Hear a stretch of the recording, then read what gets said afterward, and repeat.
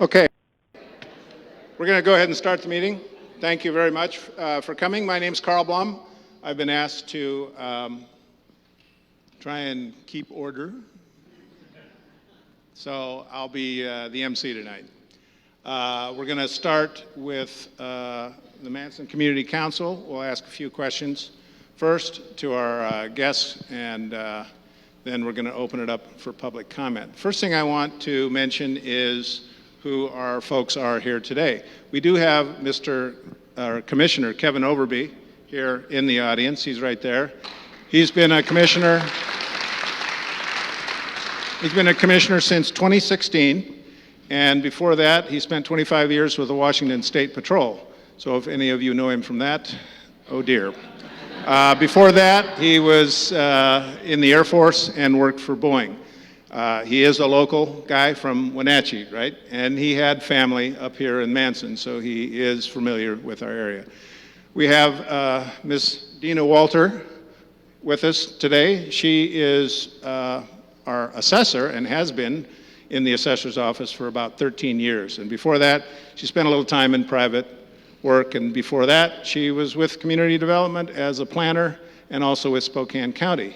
She has degrees in statistics, actuarial science, and urban planning. So she knows what she is talking about. She is the acting director of community development today. We have Mr. Pearson, Eric Pearson, and he's with us as the head of director, I guess it's director, right, of Public Works. He's been in that job and working for Public Works for about the last 11 years. Before that, he was with the Washington Department of State, or Department of Transportation, and is a bona fide, got a shingle on the wall engineer from Wazoo. All right, so you're already a hit. And then we have our gentleman from Washington State Department of Transportation. Say your name again. Kenniger. For some reason, I can't get that. And he is out of Wenatchee, but is representing our Department of Transportation for the state. So we will start with the Manson Community Council. It's all yours. Hey, folks. I see a lot of people I recognize and a lot of new faces, which is wonderful. So I'm not going to take up any of your time. I just want to really thank you for being here. And as far as I'm concerned right now, this is already a win because we've got the county here. And, we've got some questions we just need to have answered and some clarification on some codes. So thank you for being here. And I just want to be courteous to them. And this is not a hostile meeting. And not as disparaging or hostile, so we're going to keep it really friendly, and we really appreciate that. So we'll give you guys 3 minutes at the end to ask your questions, and I'll let Carl explain the rest of that to you. But anyway, I just really wanted to say thank you from Manson Community Council for being here and taking the time. We appreciate it. They're going to do that. Okay. So we're going to start with some questions from our Manson Community Council, and then you can respond to them. And when they're done, then we're going to allow people to ask your questions or make your comments. You'll have 3 minutes to do that. If your comment is the same as someone else that has just spoken, please come up and say what that guy said or what that lady said. And you don't need to repeat what they said unless you have something different to say. And so that way we can get as many people as we possibly can to make comments, if you want to make comments. We have a timer here, so at 1 minute remaining, if you're making comments, she's going to hold up a sign and wave at you, and so you can wrap it up. Again, we're just trying to make sure that we get as many people up that want to speak. All right? You guys want to start with your questions? Good evening. I'm Kathy Blum, and I'm a member of the Manson Community Council and have been for the last 12 years.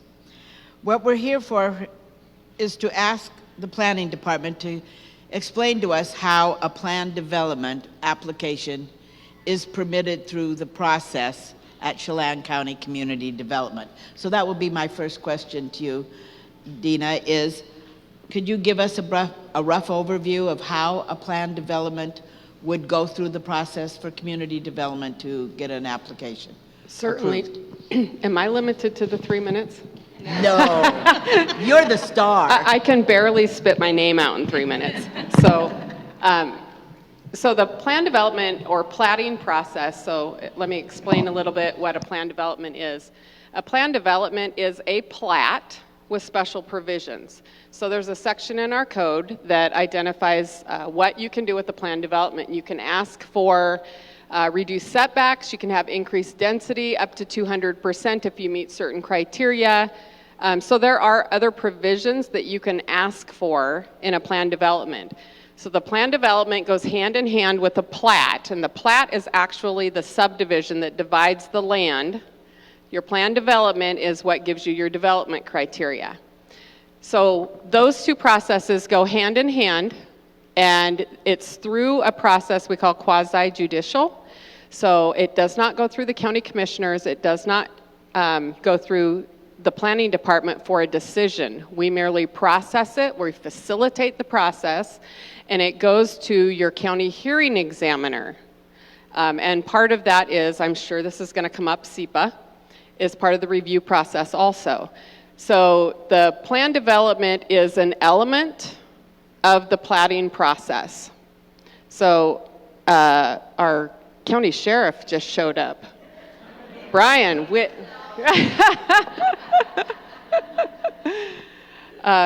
so did that answer the question about how that process works? It goes to a public hearing. Once it's decided upon by the hearing examiner, if he decides, yes, we're going to approve it, there will be conditions of approval, and those may have to do with SEPA, and they may have to do with just other development regulations that need to be addressed. Traffic sometimes can be addressed in SEPA. It sometimes is outside of the SEPA process, depends on whether or not it's codified.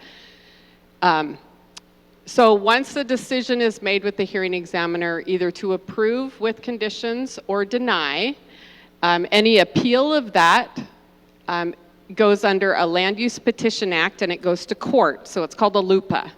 So that process goes to court.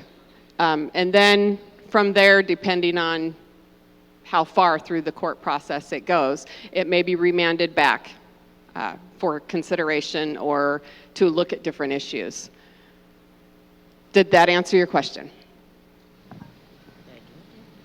Yes, I think it did. Okay. And if other people have questions later in the program, they can ask Certainly. them of you. One of the reasons we also invited you here is to talk about Plan Development 22-179, Sundance Estates. The reason we struggle with this one is that there are resolutions that date back to 1996, 2012, and exhibitions of finding of fact that go with 2012, and other amendments and resolutions that go with this particular parcel of land. And so we're asking, how do we determine what codes this development will be determined under? Are they going to use the codes of 96, which are truly different and strange compared to what codes we have today? Is it going to impact the density? Where is that going to be chosen from? How the highway design is going to be? They were given a design in 96. Does it have to stay the same? Because traffic has certainly changed since then. So we would like to know how we could determine this process for this development so that we could give a fair statement to the county on how this community feels about this future development. Okay, so great question. I'm going to start with, back in 1996, there was a zone change application that was accompanied by a plan development and a CUP. There's a whole bunch of other stuff, and it had to do with 3 parcels. And I wish we had a map up here. So the 3 parcels that were involved in that zone change, and in 1996, the county didn't really have, the zone change was the path for a plan development. So plan developments didn't come in until after we adopted the standards for growth management. So the zone change was the avenue back in 1996. And with that came development standards. So when the project was approved in 1996, there were certain development standards that went along with it. So you'll see there was another plat next door. Originally, they had asked for a mobile home park. There was a mini storage. So through the years, that has been amended. And so the two easternmost parcels, yes, eastern, pretty much have been developed now. So it's just this one remaining parcel that's 9.6 acres, I believe. Okay, so a zone change does not expire. A plat expires. Under the code in 2011, there was a plat that was approved alongside, or I guess in recognition of the zone change. So it had to comply with the density and everything that the underlying zone change dictated. So that plat had preliminary approval in 2000, I think it was approved in 2012 by resolution. By the hearing examiner, I'm sorry. So that had, prior to 2014, there was a 7-year expiration on plats. So that means the plat would have expired in 2019 if they didn't come in and ask for an extension and shown substantial progress towards completion. They did not. So the plat kind of died a natural death in 2019. However, the underlying zone change and those development standards, including density, setbacks, there's another one, density, setbacks, it'll come to me in a minute. They all remain in place because that does not expire. It's one of the few we have left in the county, these old zone changes that have not been perfected yet. So the applicant came in and submitted a new application. That's this 22-179, and it's a plat. And the reason they're doing a plat and not a plan development is because they don't have to do the plan development. The underlying development standards are already stipulated in the zone change approval from 1996. Y'all staying with me? There's a lot of dates, a lot going on. So with that, I think it's really important to note, if we scrap everything, and we can't at this point, but if we scrapped everything and they started over, they could apply for a plan development under today's regulations and get 200% density, which is about 66, actually 9.6 acres. You do the math real quick. Got a calculator? Somebody pull out their phone. I'm gonna rattle off some numbers. 9.6 divided by 4 times 200%.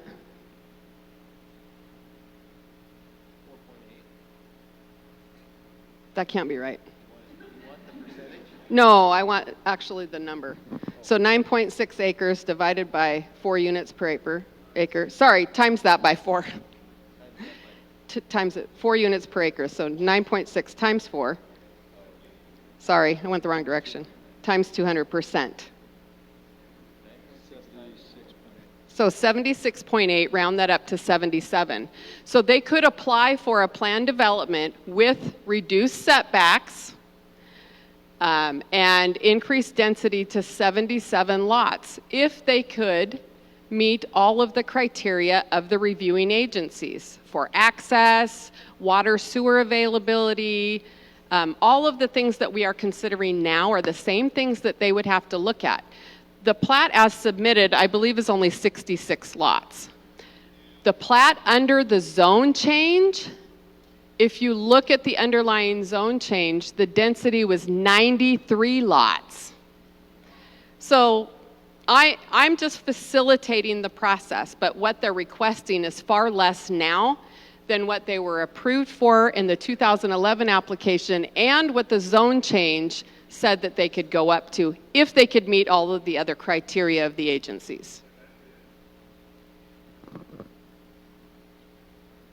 I know there's going to be questions.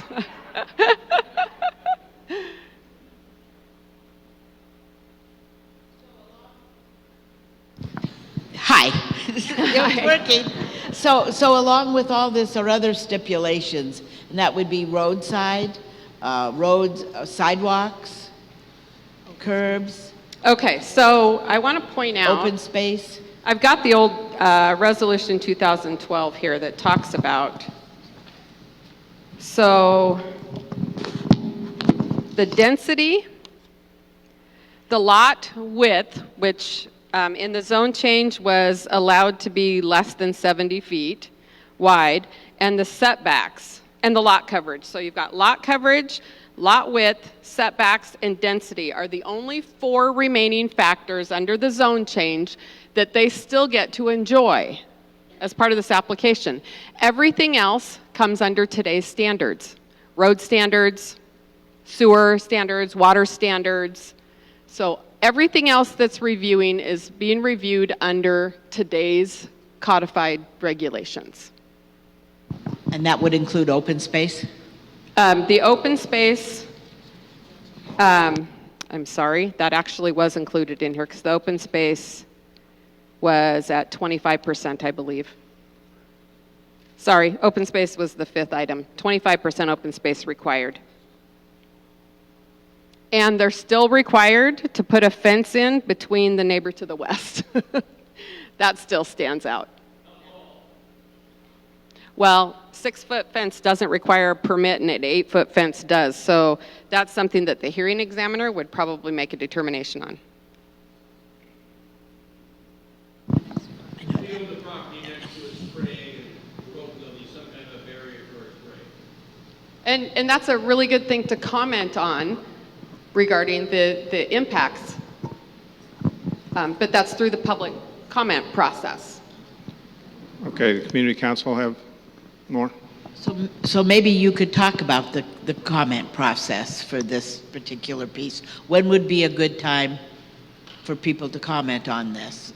You can actually comment on this process all the way through the hearing examiner closing the public hearing. So we have a comment period that we put out. It's usually a 2-week period, and that's to get the comments so that we can forward those on to the agencies that really need to see what the comments are and potentially look further into issues. But the comment period doesn't officially close until after the hearing examiner has closed the public hearing. Because even if you submit comments through this entire process, you still have an opportunity to come and offer comment, either testimony or written comment at the public hearing.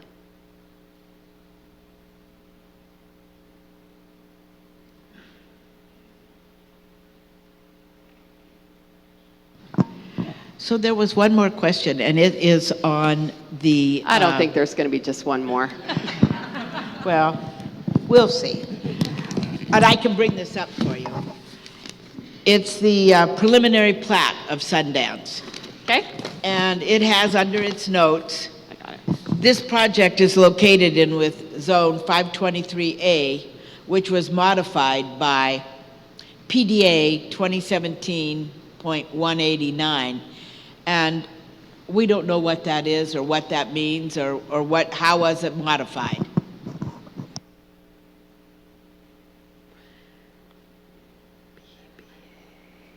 I think 2017-189 is, now, at the risk of calling somebody out, I know somebody in the audience that's going to know this answer, but I think that was a hearing examiner decision in 2017, and if I'm correct.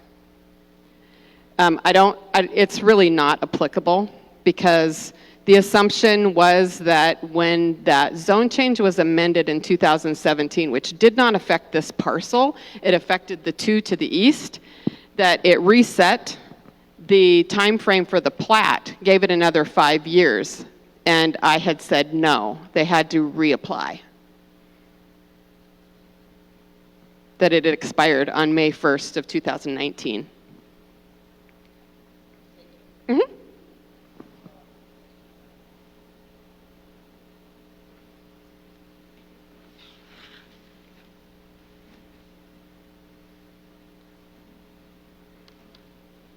Turn it on.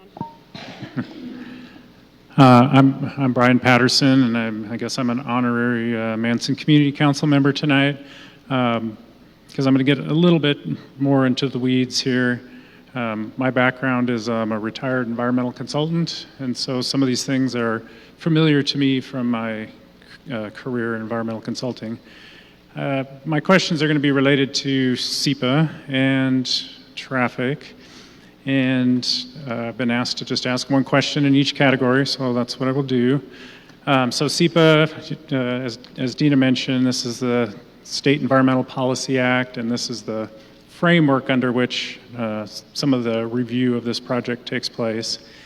And so my question, and I know a number of people have this question, so that's why I chose this one. The Department of Ecology's SEPA handbook notes that the abbreviated optional DNS review process, quote, is intended for minor projects that can be fully reviewed prior to issuing a notice of application. If the proposed project is more complex or environmental review cannot be completed within the time limits for the notice of application, the regular DNS process should be used.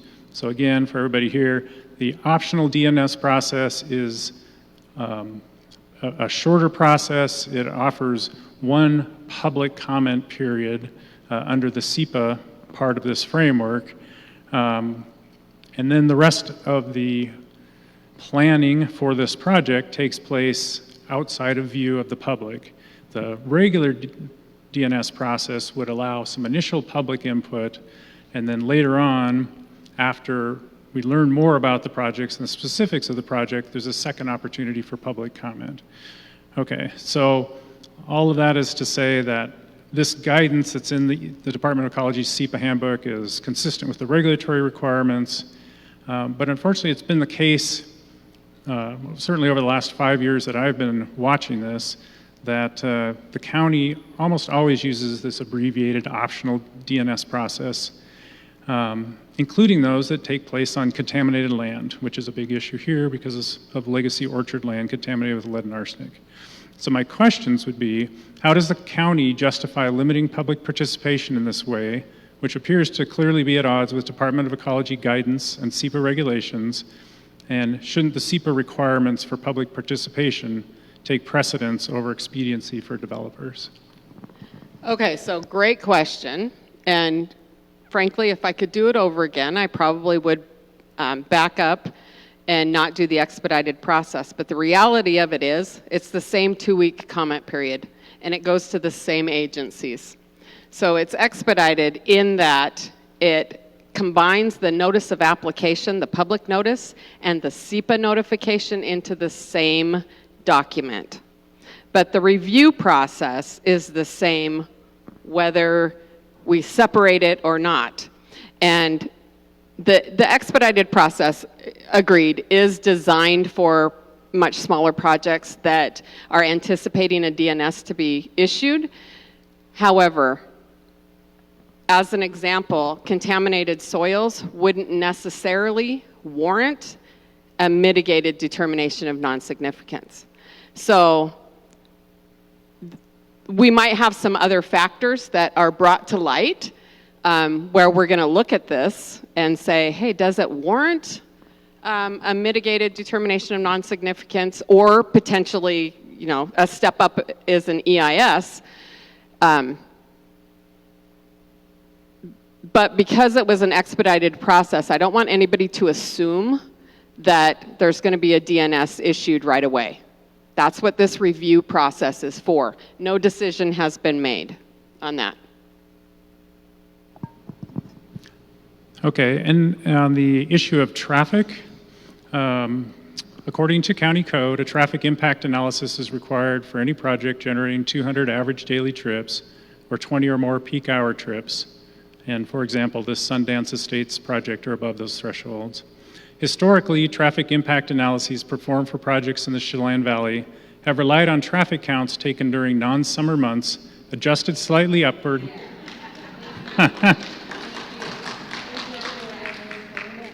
Adjusted slightly upward to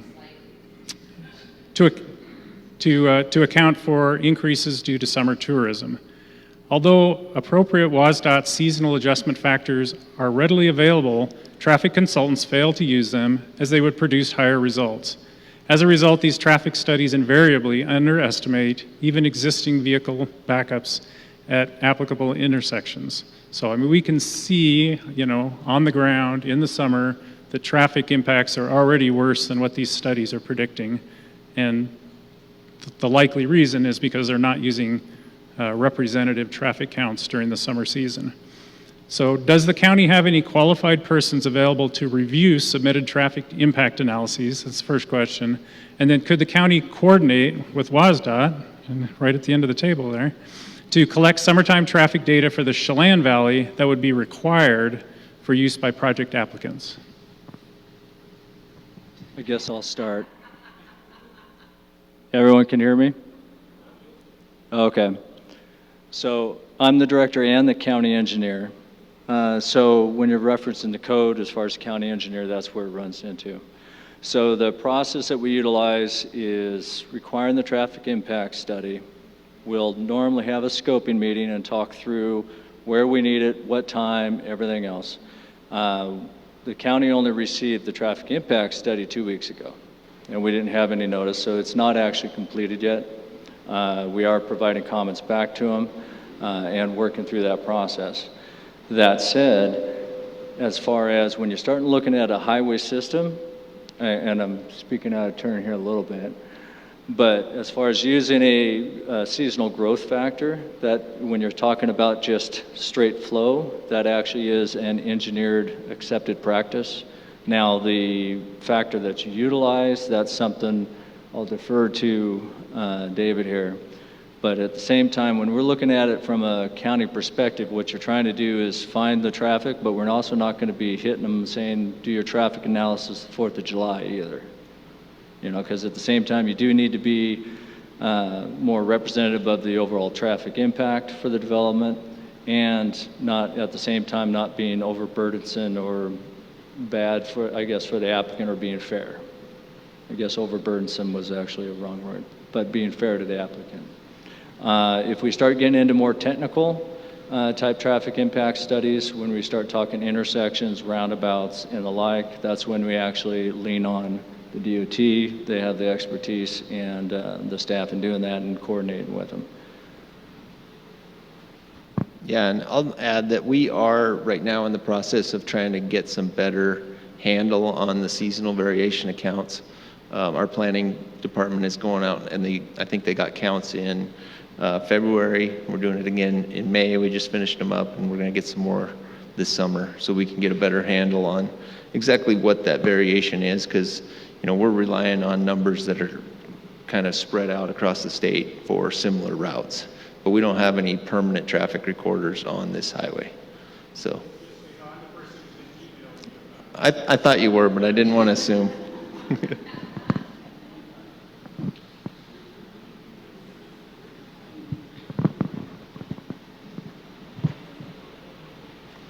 Okay, thank you for our Manson Community Council. And now we're going to open this up for the public. Yes? Here we go. Mr. Doug England, you are going to be the first one up. Who's next?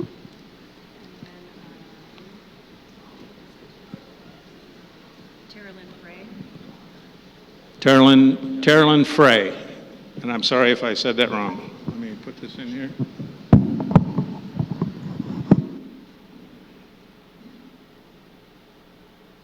Thank you for being here. Just two quick, one an observation and one a question. The first, there is a development in town that is entirely out of compliance. It was out of compliance for about 10 years before I was ever involved. Through my 12 years, it was out of compliance, and it was attempted at least 3 different times to bring it back into compliance. It's a development that has kind of haunting similarities to this kind of development. It was supposed to be a new style of very small homes that were to go with the lot, not be moved, by one owner, and that owner had financial problems, had a background of concern, and he was no longer in the picture. the county treasurer mistakenly assigned parcel numbers to every single lot within that, and then those lots were sold.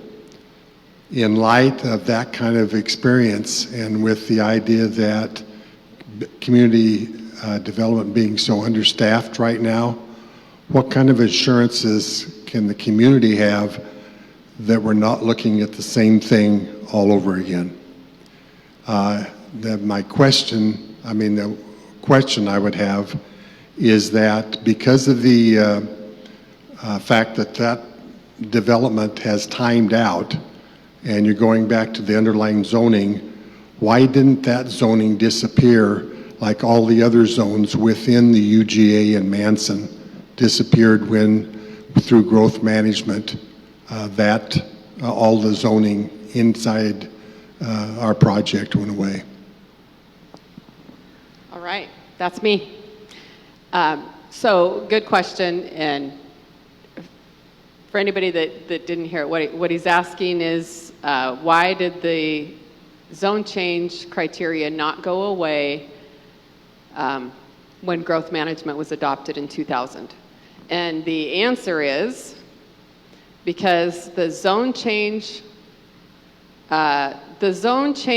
process itself was a legislative decision, and it runs with the land, not unlike a conditional use permit that would run with the land. Just because the rules change, that particular element does not go away. What assurances do you have that that won't happen, that it won't languish? We actually, as the facilitators of the project, we're going to run it through the process, plenty of opportunity for public comment. It'll go to the hearing examiner. He will make a decision. It'll go through the appeal process. And then if it is approved, they have 5 years to perfect it. If they don't perfect it, it goes away. But that underlying zone change, until there is a legislative action specifically to vacate that zone change, it stands, as does the density. But keep in mind, I just explained this a second ago, the current rules with a plan development in that zoning, the UR1 zoning in Manson, would permit higher density than what this application is for. There's a 200% bonus density if they add additional open space, and there's a chart in the code. If you get a standard 150 and you can go up to 200%. I was just reviewing it this afternoon. I knew this was going to come up. Yeah. Okay, thank you very much. Ms. Frey, you're next, and after that is John and Chris Courtney. My question was on the traffic, and where do they research it, or what part of Manson or Chelan, where do they test the traffic numbers? I haven't looked at this one actually that close, but I think they did counts at the intersection that they're proposing to have. Which intersection? So it's near Wapato. Well, actually, is it Wapato Lake Road? Yeah. So they have counts there at Wapato Lake Road. I think they have counts up on the county road that's on the back there. I'm not sure what that is. Yeah, bear with us. Like I said, we got it 2 weeks ago, so. Yeah. There you go.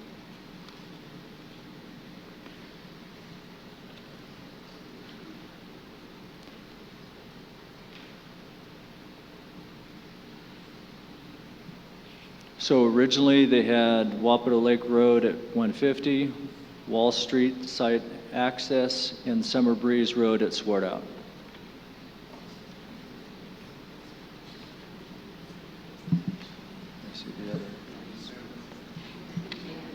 And when were those done? Or and are they the same roads that are going to be done in the next, when they redo it again? Summer, winter, fall, spring. And are you talking about the ones DOT is doing? whoever's doing the traffic Oh, review. okay. The ones that DOT is doing, I don't actually know the mileposts. They're doing multiple spots along the route, just so we can get, because it does change. The traffic volume's different closer to Manson. It gets probably heaviest near Boyd Road. So yeah, we're collecting counts at a number of the major points where it changes. Okay. Okay, the Courtneys are next, and then after that, Ms. Sorensen, Carrie wants to ask a question.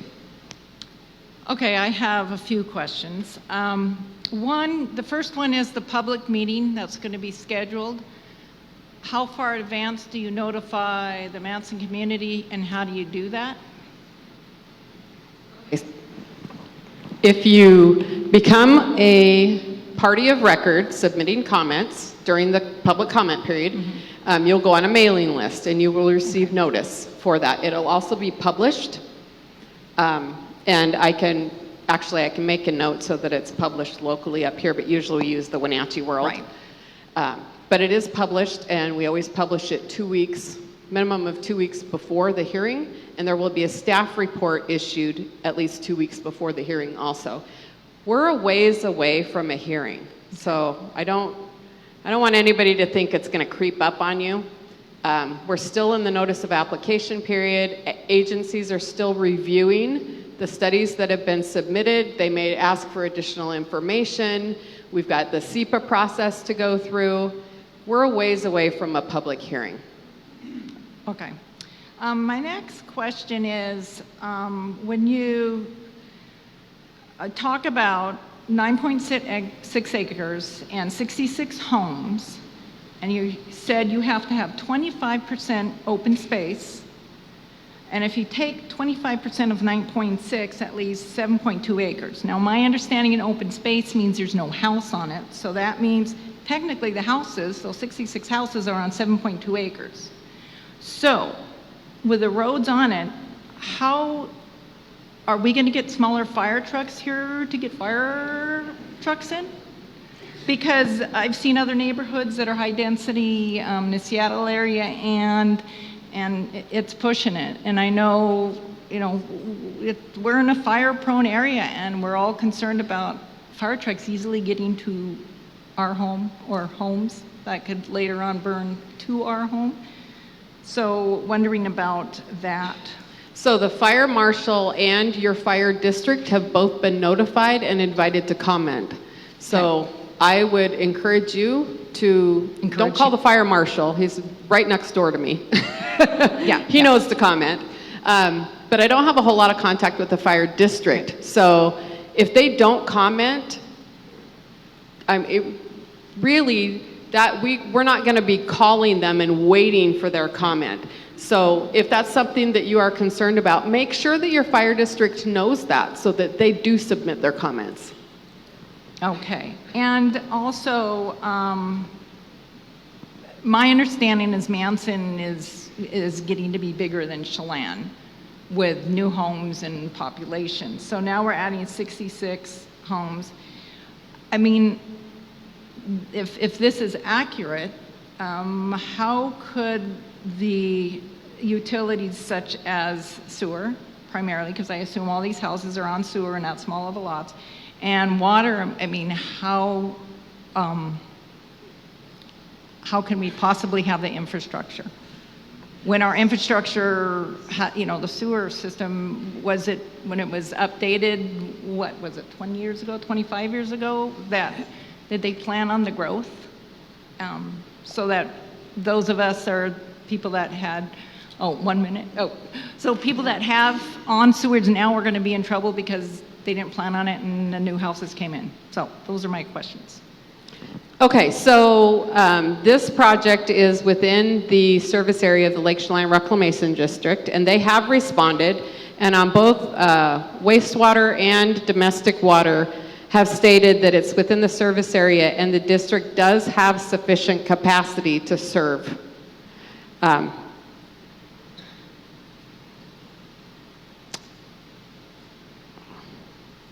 And I was just reading a comment here. They cannot connect gray water roof drains or swimming pools to the system. But your local Lake Chelan Reclamation District has said they have capacity to serve. I don't know what their expansion plans are. I don't know how much beyond this development they have capacity for. They just said that they do have the capacity to serve this. Okay, thank you very much. Now Ms. Sorensen, and after her will be Bill and Mary Sterling. Thank you. So for those of you that don't know, our sewer actually runs all the way into Chelan and down through into Chelan Falls. So when that capacity is reached, we will have major issues on Highway 150. So that's just something to keep in mind as these developments are coming in, because a lot of the infrastructure is not there. So it is a major concern. It's something that the council's really concerned about.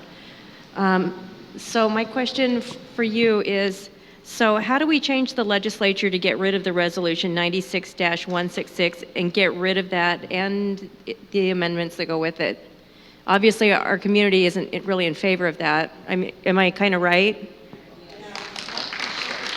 So that would be my question. And does it matter that we don't like it? And how do we change that? I just want to ask. I say things out loud. Fair enough, Okay. fair enough. Doesn't anybody have any traffic questions? Jeez. Okay, so the process for basically extinguishing a zone change, an old zone change, is your legislative body. However, at this point, that ship has kind of sailed. We have an application in and it's vested. It's been paid for and it's been technically complete, so it is being reviewed. Keep in mind, I'm going to keep coming back to this. The zone change is not the issue here, because absent the zone change, they can still apply for a plan development and get that density.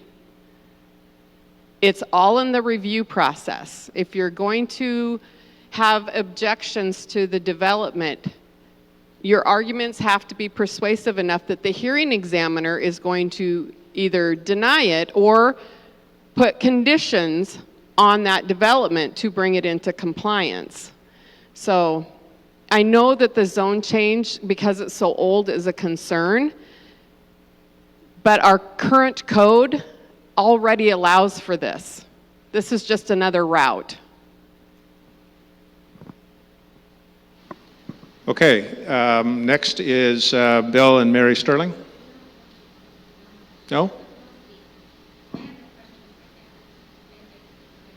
Okay. Would she Then- like to reserve her right at the end to? Okay. All right. Put a pin in that. Next is DeLuca, Ken DeLuca. I believe Del you're the... Duca? Are you here? Nope. No? Pass? All right, how about Brad Frieder? Freder? Pass. Julie McCoy. And then after that will be Mary Sterling. You're coming up again. But we'll ask for others. I have to remove this as I'm vertically challenged. Thank you for being here. My question relates to the SR 150, which is the only corridor that serves residents of the North Shore of Lake Chelan, both the community of Manson and the city of Chelan North Shore residents. A number of us are hugely concerned about the current level of traffic congestion on the SR 150. And as we look at these, yes, that's right.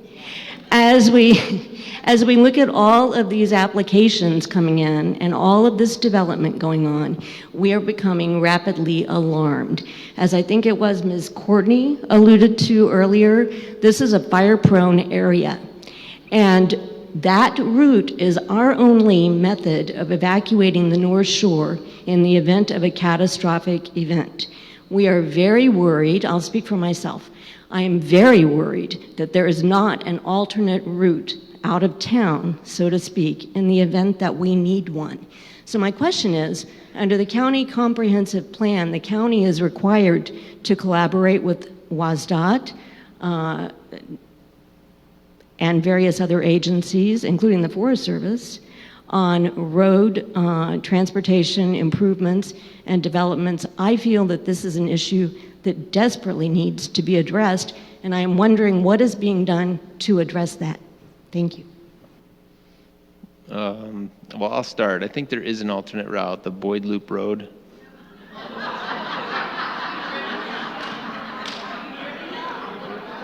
Why is that so funny?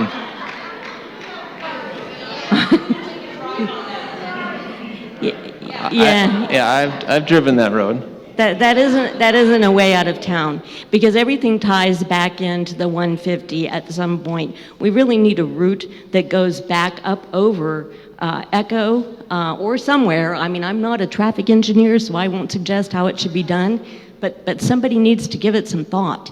And it needs to be done right away, because I'll tell you, the next thing that's going to happen is residents here are going to be screaming for a moratorium on development until that happens. So just be forewarned. So, Let me go first real quick.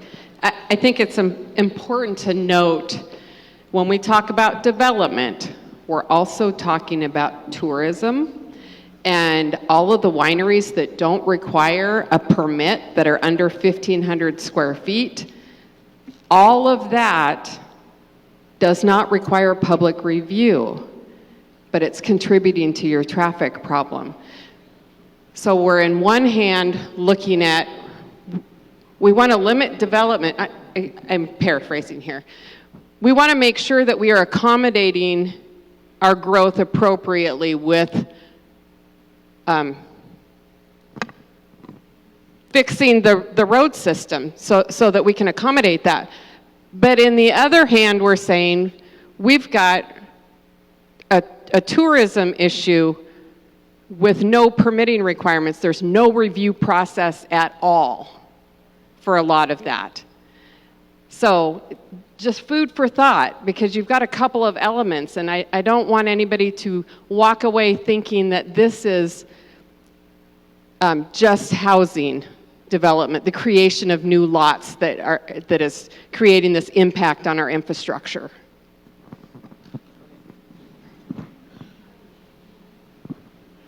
you kind of hit most of it, but there is an actual, in our comprehensive plan, it's something called a transportation element. It's where we actually do the review, planning, and everything as far as future corridors, existing levels of service, everything else like that.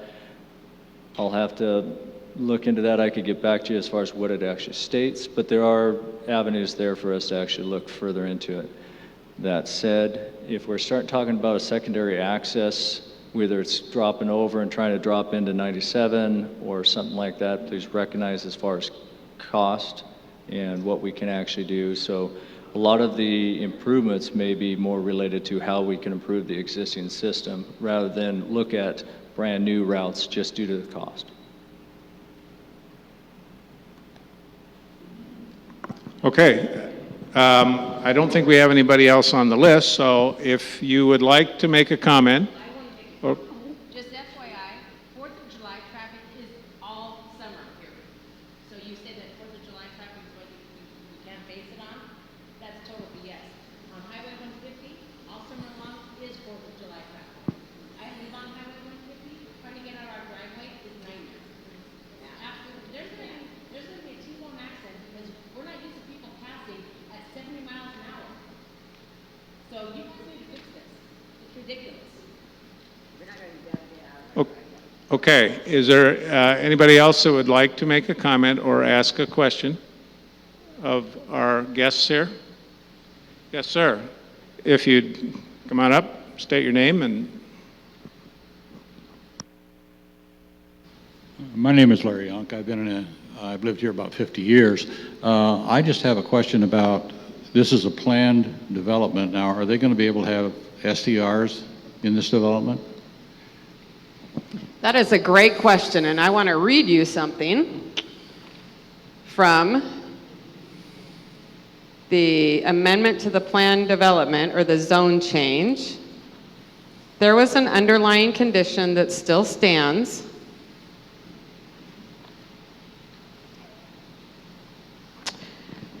Where's my glasses? The applicant is proposing that units may be used as vacation rentals, which are subject to Chelan County Code at the time of permitting. We have an STR code in place, and it would be at the time that the residence was built or applied for through that process for an STR.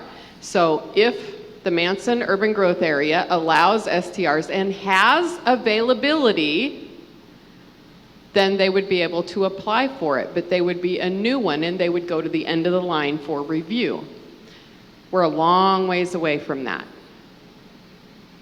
But it's the plan development itself doesn't circumvent the STR code that was just adopted.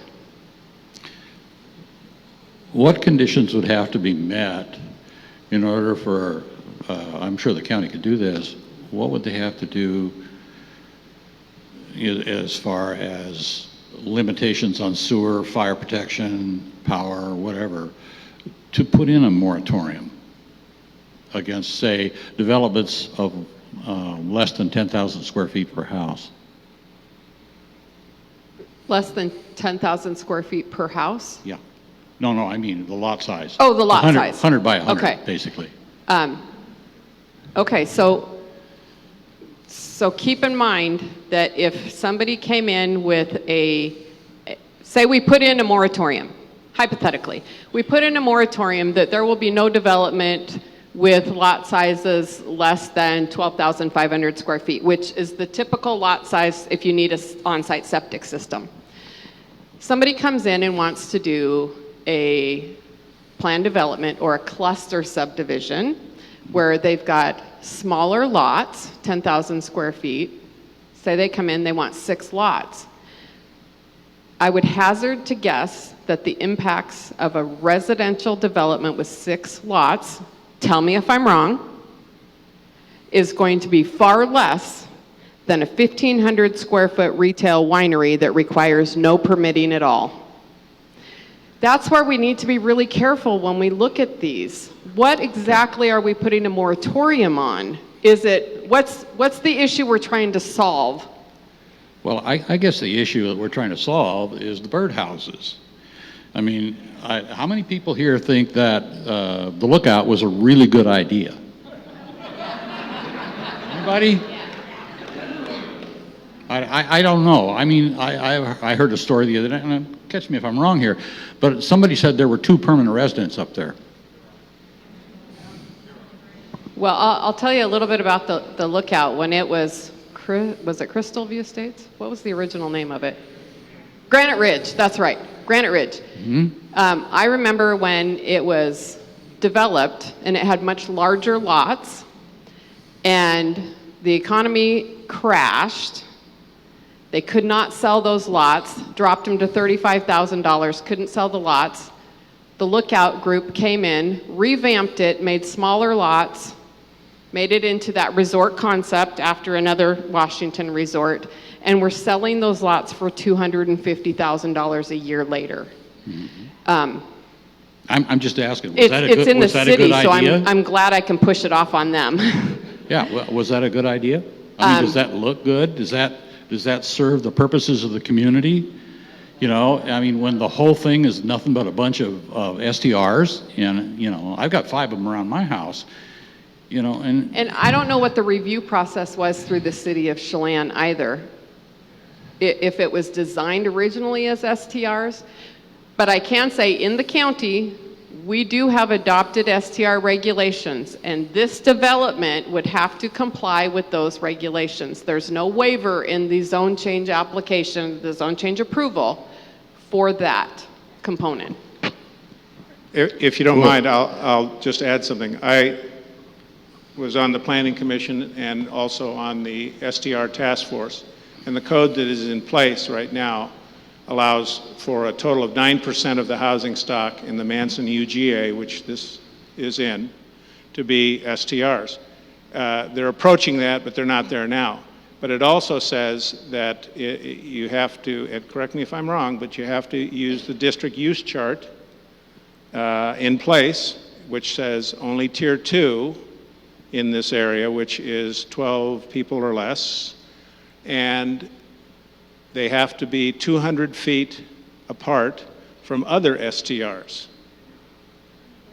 Well, inside of this development, if they tried to make STRs out of some of these, if you just draw a circle, take the plat, draw a circle of 200 feet, you're going to find they could get about 6. And that's if there's availability by the time they get to that point. Yeah. That's right, if they haven't hit their 9%. Yeah. Well, I don't know.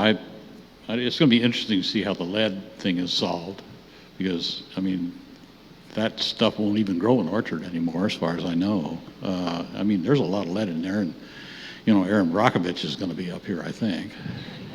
Well, anyway, we'll see what happens. Okay, thank you. I think Ms. Sorensen has another question. So if I'm reading the code right, and I might be wrong, so their application here states on the front they've checked plan development.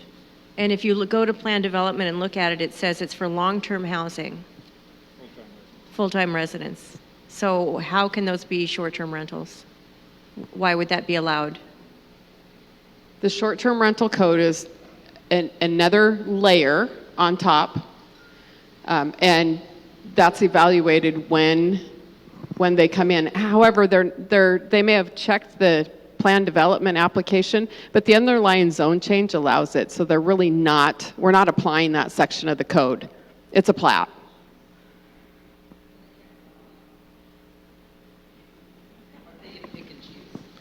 Okay. Yeah. Do we have any other comments or questions that you'd like to ask? Mr. Hi, everyone. My name's John Frocker, and I'm on the Community Council. First off, thank all of you for coming tonight, and thank you guys for coming out. I know you've all had a long day. I guess it's not so much a question as a comment, as I've been sitting here listening to this for the last hour. Every question that I had, you've answered. All three of you have answered. So it kind of shot that down.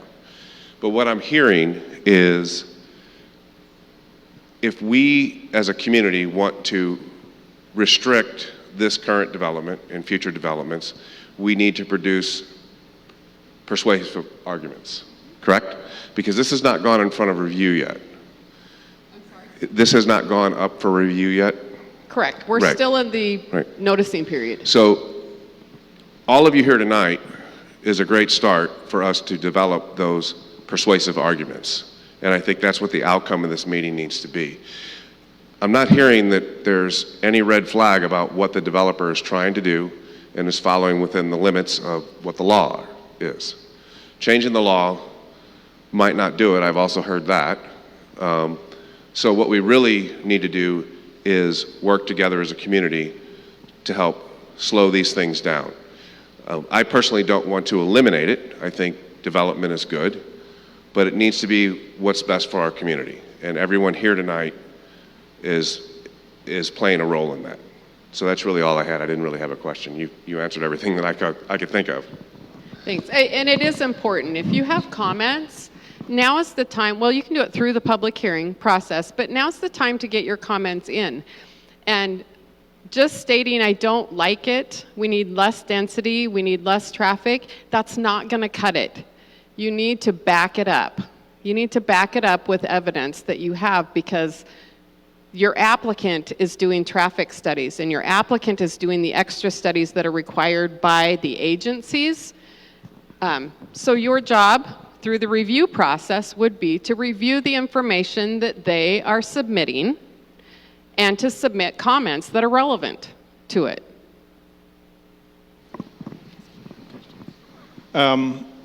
Okay, if you don't mind, I would like to ask a question, and you can time me for 3 minutes. In resolution number 2012-39, which I think you probably have. I got it. They reference,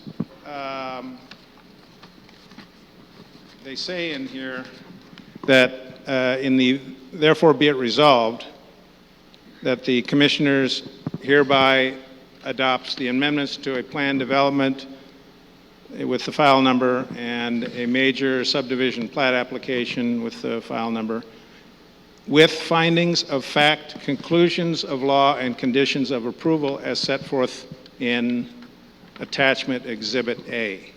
So, does that mean that all the conditions in Exhibit A apply today? The conditions of approval that apply to the amendment of the zone change, yes, they stand. However, if you look on page, going back here, conclusions of law. So you look at conditions of approval starting on page 8 of 12, and then you go to 9 of 12, and it says recommended conditions of approval for plat 2011-161. That has expired.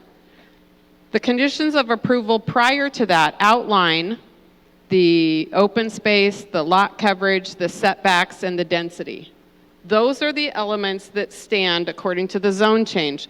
The plat conditions have expired. That's what this process is. They have resubmitted a plat. Okay, so the reason I ask is because it was in a resolution. Mm-hmm. And I would have assumed that a resolution would stand regardless. Well, the resolution can't circumvent the state law that gave it 7 years for approval for the plat. They can't go around that. Great. Okay, thank you very much.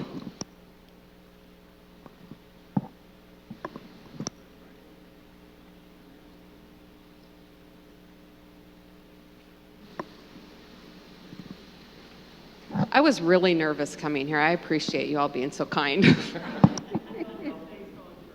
Yeah, let me just also state that Ms. Walter has, within the last 48 hours, traveled over enough time zones to go into double digits. So if she appears to be a little tired, she has a good reason. I did that for 19 years, and I know exactly how it feels. Doesn't feel good at all.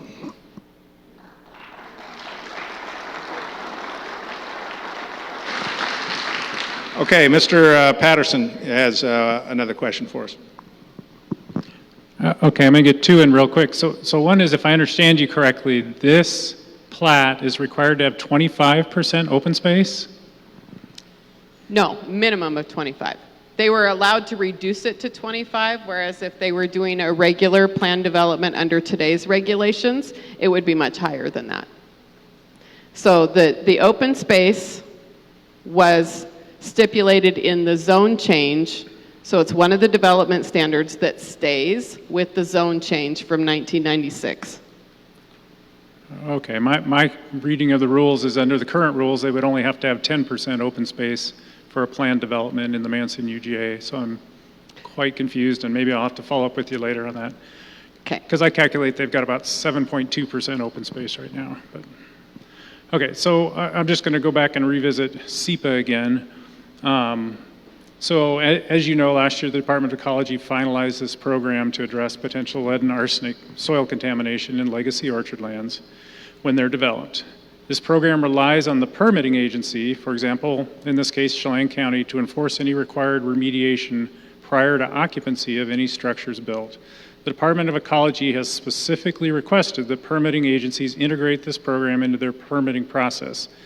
To what extent has this integration occurred in Chelan County, and how can the county assure the public that the required soil remediation will occur prior to building occupancy? So in other words, what is the inspection process that would go along with that? Okay, so Department of Ecology has commented. I'm looking for it. They did comment, and they required that there be sampling done. And I was reading it on the way up to see what the sampling requirements were. But they have to do sampling. Once that sampling is done, then Department of Ecology will review the samples, and they will comment again on any improvement criteria or any remediation or mitigation that they're going to require. And that actually is outside of the regular standard plating process and would be included in the SEPA analysis. Integrated this into your permitting. So in other words, this program applies not only under SEPA, it applies to all development. Anybody comes in for a building permit. So again, this was as part of the model remedy document that was finalized in July of last year. They asked every permitting department out there in central and eastern Washington to integrate this into their permitting program. And I'm just wondering, okay, so piecemeal under SEPA, when they comment, yes, it gets addressed, although my question still pertains to the responsibility for compliance falls on the county, and Department of Ecology has told me that specifically. They don't want responsibility for compliance. They never do. So I'm just wondering, is this becoming integrated into your process so that when a building permit application comes in, is that a line item on there? Has this been checked? Is it on legacy orchard land? If yes, what is the remedy going, what's going to happen next? Is the county going to require testing? Is the county, if they find concentrations above cleanup thresholds, will they require a model remedy type procedure to be followed? Okay, so we don't have anything codified yet, but we have been in discussions with Department of Ecology, lots of meetings, of course, and Mike Caputa has been very kind to take the lead on that. He's with Natural Resources because I am just the interim director and I got my plate full. So he has agreed to take the lead on that. So they are in talks and negotiations on how to implement that in Chelan County. I would imagine down the road, we're going to have something codified. We do not right now.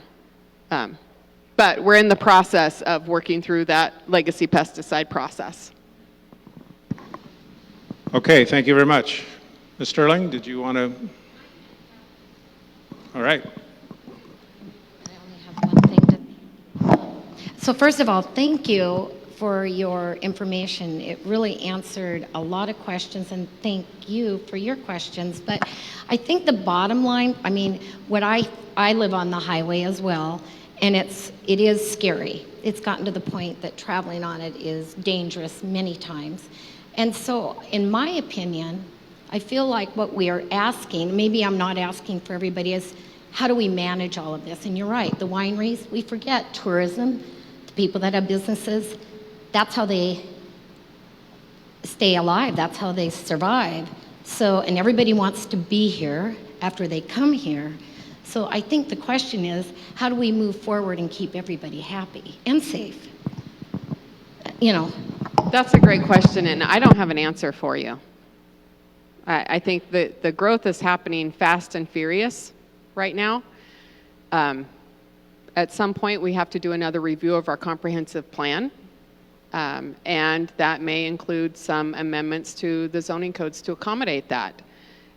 It's really important as residents of this area and the community council to be involved in these projects and be in contact with your county commissioners because they're your legislative body. So any changes have to go through the planning commission and then on to the county commissioners. So stay engaged. Would you like to ask a question? Sure.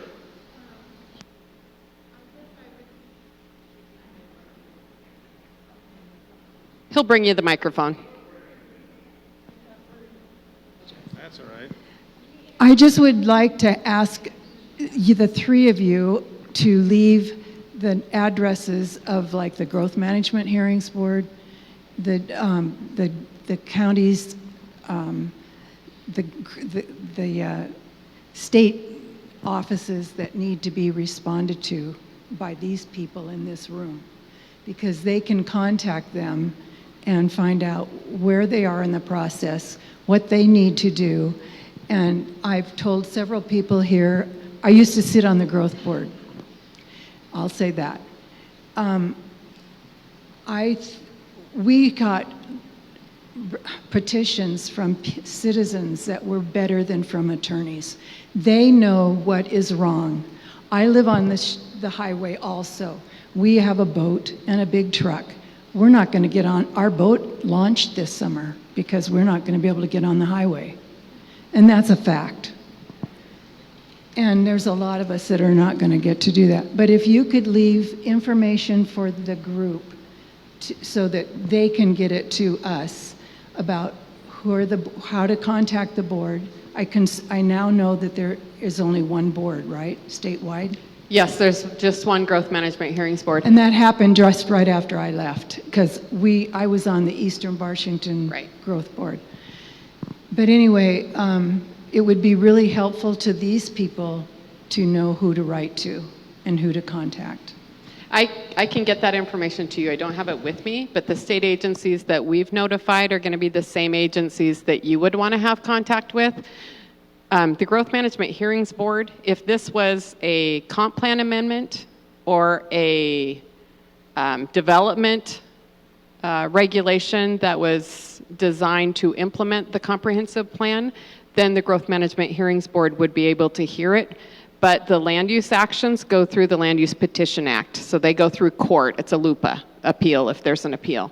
But I can carry the information for the state agencies that we are in contact with. Thank you very much. Okay, last chance. I have a hand waving. Come on up, sir. Introduce yourself, and then we'll have another one.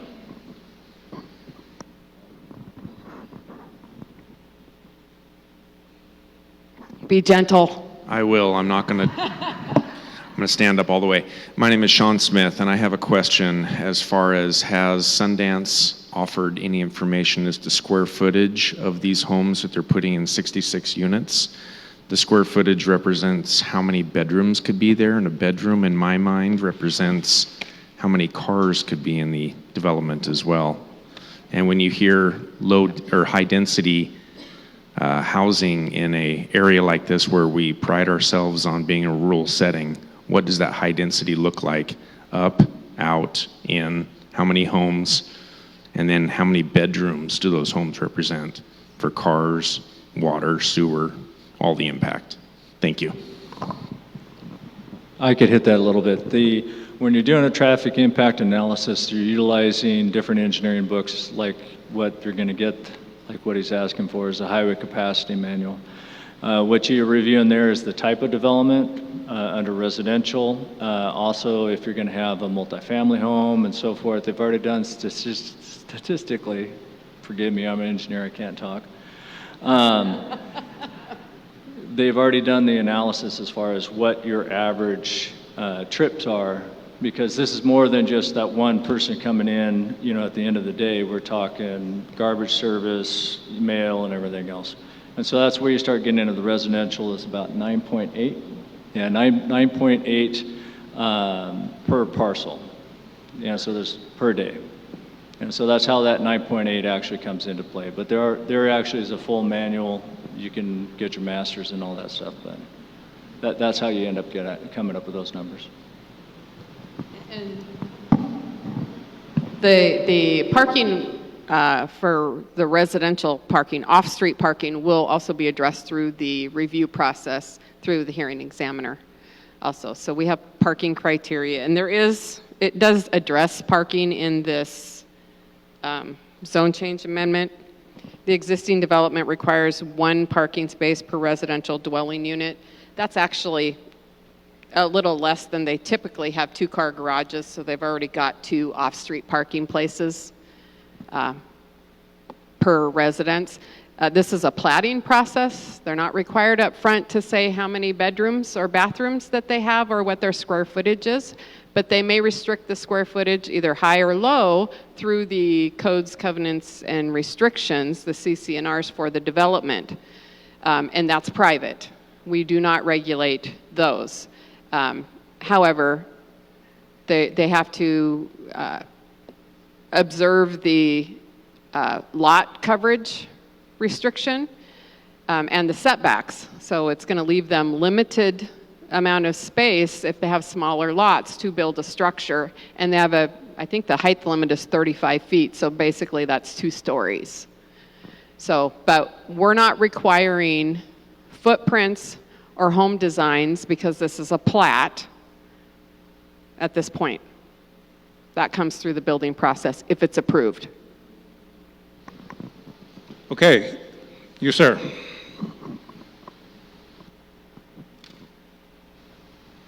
Hi, excuse me. Thanks for being here tonight. My name is Greg King, I'm a resident here. I just have a question on the traffic impact and the studies you mentioned. So you're saying that the applicant is doing its own traffic study, is that correct? Yes, that's actually a requirement of the applicant to submit for their project. So once they submit the traffic impact study, that's when my department will receive it, start looking at it. We'll send it out to other agencies such as the DOT to provide comments. And then it sometimes can become an iterative, there's the engineer again, process in terms of back and forth and make sure that we get what the county can accept. Does that process always happen with the county? You handle that all the time? Is that a requirement? It depends on the size. So like say if you're going to have a 3-lot short plat, we're not going to require a traffic impact study, but something to this scale, we do require one. Okay, so this Sundance development, they have to go through the county to do this, right? Yes, Yes? and that's what was submitted 2 weeks ago. Okay. Their initial draft. Okay, It goes to the state too because it borders SR 150. got it, okay, all right, thank you. Uh-huh. Okay. Are there any other comments or questions? Gentleman coming up here.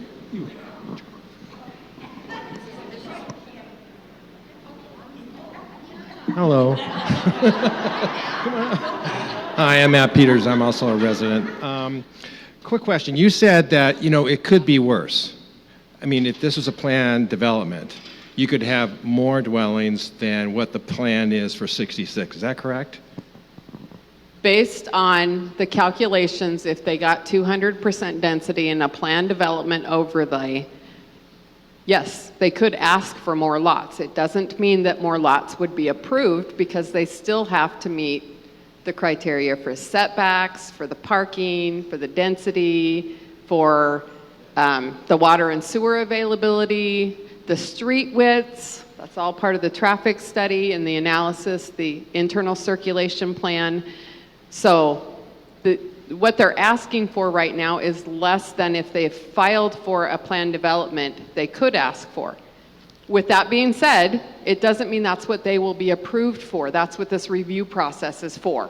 So there's no minimum square footage for the property itself, for a lot, within the plat? If they were in just a flat out UR1 district, there is a minimum lot size. But the underlying zone change, right. and even if absent the zone change, a planned development, they can ask for a reduced lot size. Usually only happens in areas where they've got adequate water and sewer availability. So they're not on an individual well, a group A, group B well, or septic systems. Yeah, because early on you kind of made it sound like, well, you're actually fortunate that it's not more. No, I'm sorry, I did, no, I guess what I'm trying to say is, yes, they're asking for a lot. 66 homes seems like a big development, but absent the zone change, a planned development anywhere in the UR1 zoning on 10 acres, they could yield more lots than 66. It just doesn't make sense from the math standpoint, because if you take away the common space, the 25%, how are you going to get 60, I mean, do the math, you're getting what, 8 houses per acre? Is that right? 14? I mean, that's unbelievable. And there's all sorts of variations. There's cottage homes, there's duplexes, there's, which they're not applying for. They're not applying for multifamily, but there's 0 lot lines. There's lots of different options for housing. So I guess we are fortunate. Just kidding. Thank you.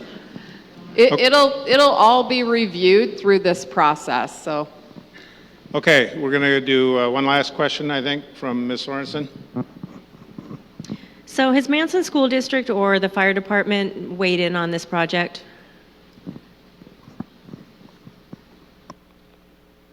I thought I saw Fire 5, right? We're in Fire 5? Hold on just a second. I need my glasses again. You did? I was pretty sure I saw fire district comments on here. I have not seen the school district comments, though.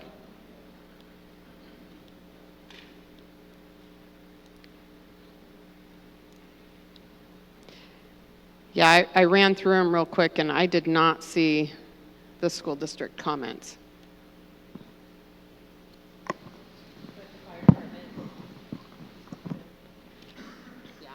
Yes.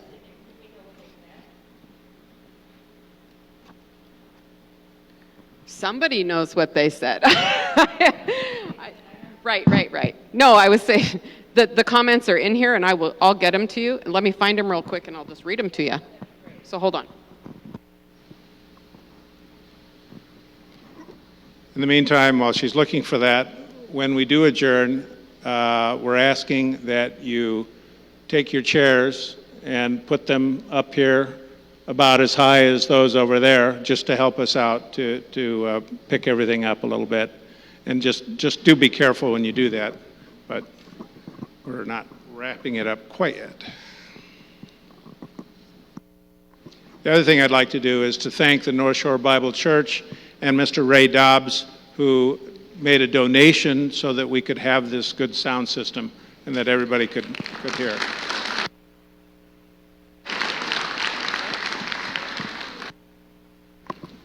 Sorry. Okay, so the Fire 5 comments, nearest fire hydrant 70 feet away. Is Fireflow adequate? No. So the developer will be required to bring the Fireflow capacity to an acceptable level. Will additional fire hydrants be necessary? Yes. Are access and circulation adequate for emergency vehicles? Yes. For the 50-foot wide roads, the 25-foot wide easement are not adequate with street parking. An easement being private will not have any enforcement for parking on the street. This plat should not be allowed till satisfactory plan for parking. So that's something, an agency comment that we will be looking at and potentially asking the applicant for a parking plan, how they're going to accommodate that. The current plan would cause blocking fire apparatus to a home fire, so they need to address that. Are the existing roads adequate for emergency vehicles? Yes. Are proposed roads adequate for emergency vehicles? Proposed roads, yes. Proposed easement lanes, no. And these comments are, when we get them all in, they are circulated or passed on to the developer because they need to address these things as part of the review process. Are alternate fire flow provisions acceptable or necessary? Alternative provisions may be necessary. Fire sprinklers are required for homes closer than 30-foot separation, so that's something to think about. Fire sprinklers are very expensive to install, so the developer has to really weigh what's the cost of putting these homes closer than 30 feet together if they both have to be sprinklered. You're adding at least $25,000 per home. Sprinkling is very expensive. It's even more expensive if you're retrofitting. So that was it. That was it for the fire district. So these comments then will go back to the applicant, and they will need to address that and how they're going to satisfy the fire district. Thank you very much. Yes?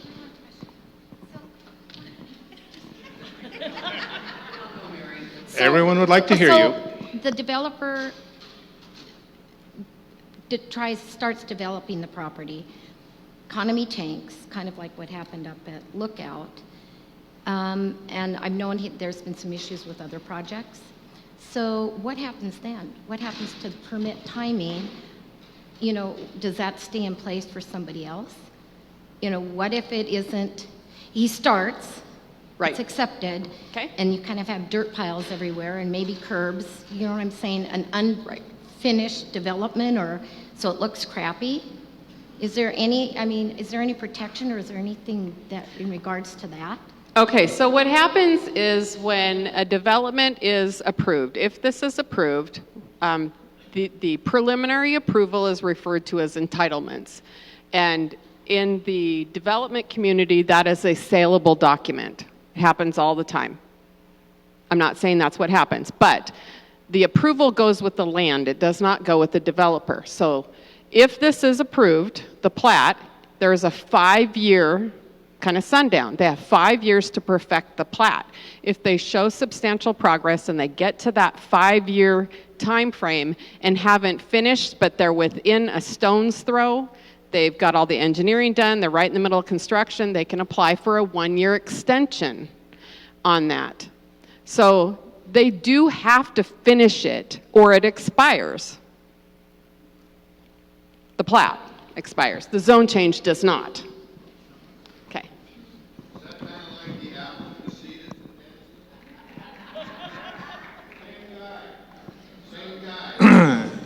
Okay, I want to thank everybody for coming and for your participation. I want to thank the Manson Community Council for hosting this. I want to thank Commissioner Overbay, Mr. Kittinger, Mr. Pearson, and Ms. Walters. They drove a long ways to get here. Please, thank you very much. And please help putting your chairs away.